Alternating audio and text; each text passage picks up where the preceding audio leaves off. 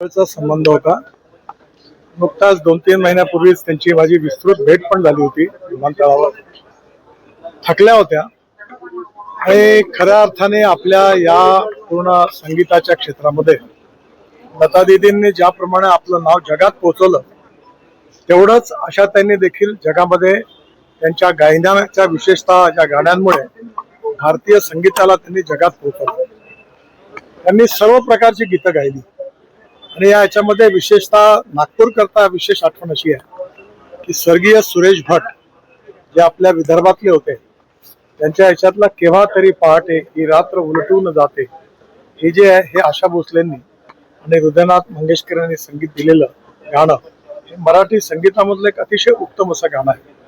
आशा त्यांनी अनेक भाषांमधून अनेक गीतं गायलीत आणि ती आजही आपल्या सगळ्यांच्या स्मरणात आहे आणि पुढल्या अनेक वर्ष भविष्यात देखील आपल्या सगळ्यांच्या स्मरणात राहतील।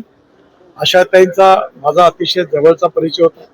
विशेषतः मला जेव्हा 61 वर्ष पूर्ण झाली तेव्हा मुंबईला त्या कार्यक्रमात आल्या होत्या आणि त्या कार्यक्रमात त्यांनी स्वतः त्यावेळी गीत गायलं आणि मला आशीर्वाद दिले।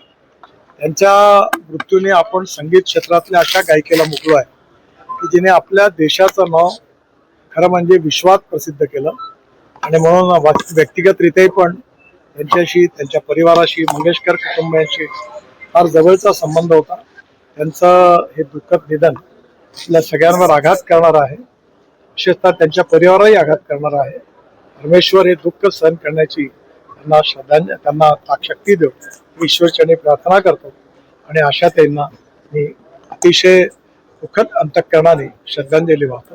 हिंदी में बताइए क्या याद है आपकी आशा? स्वर्गीय आशा